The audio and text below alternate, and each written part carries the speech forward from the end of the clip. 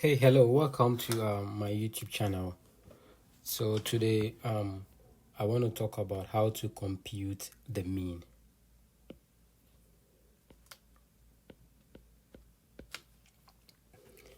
So when we talk about the mean is a measure of central tendency, and then we usually use the mean in our daily life.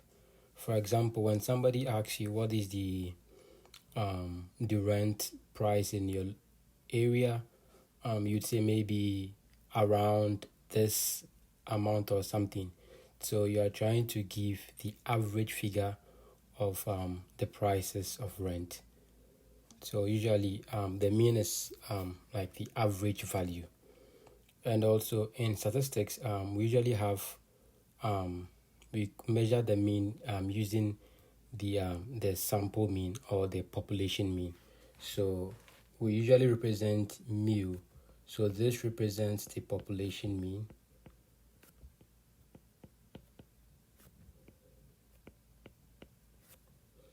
And then we also use x bar to represent the sample mean. So what is the difference between the two? The difference between the two is that for mu, this refers to the population, so the entire data set. And then the x bar is the sample, is a subset of the data set. So which means that a representative of the population. And then in real life, we usually use the sample mean more often because it is not always that we'll be able to get the entire population. So we make inferences on the population based on the sample mean.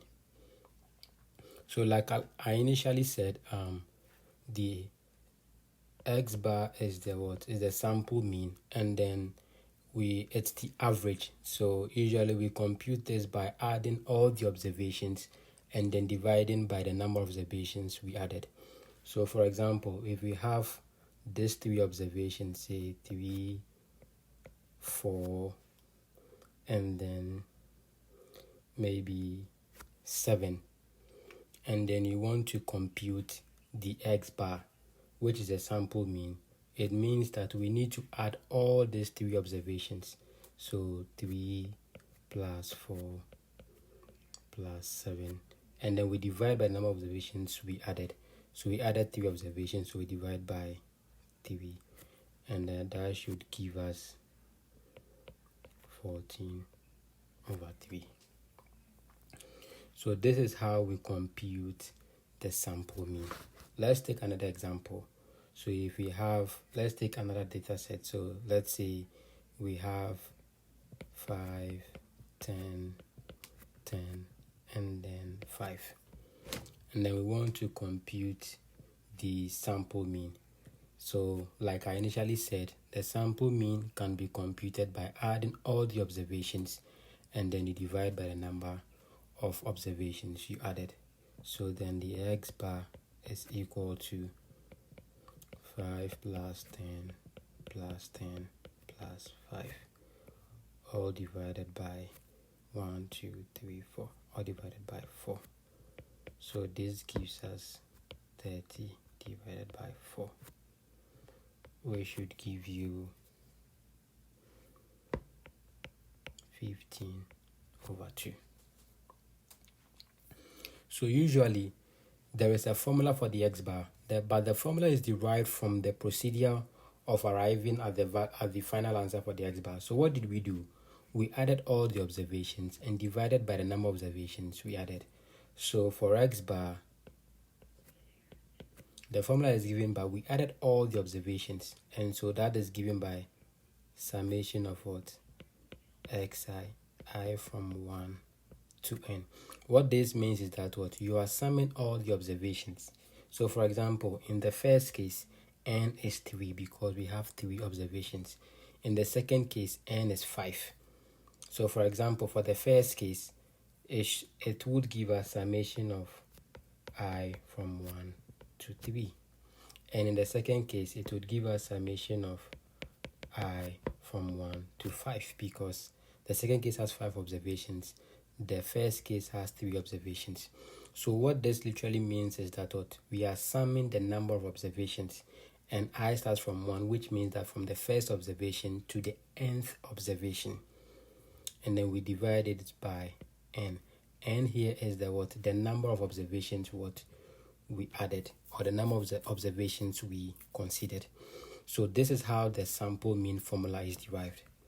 And it is similar to the population mean, except that with the population mean, which we represent by mu, is giving us is the same summation of I from 1 to n, xi divided by n.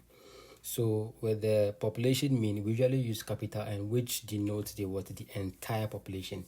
So the difference between the x bar and then the mu is that for the x bar, it is the sample mean, which is a subset of the population, and then this mu is the entire population. And then the formulas are the same. The only difference is the n, where the sample mean is we denote the sample size by small n, and then with the population mean we denote the size of the population by capital N. And then we also infer, or there are some situations where we cannot get the entire population. For example, if you want to find the average income of people living in a particular area, and we are not able to observe all the workers, we could find a subset of the working population, and then we can be able to infer and say that, well, maybe the average salary of people living in New York, let's say maybe $120,000 or something of that sort. So that is why we need the X bar. So the X bar helps us to make inferences on the main population. I would like to end here, and I also like to encourage you to subscribe to my YouTube channel as we deal more with statistics, mathematics, calculus, finance, and many other things. Thank you for your time. Have a great day.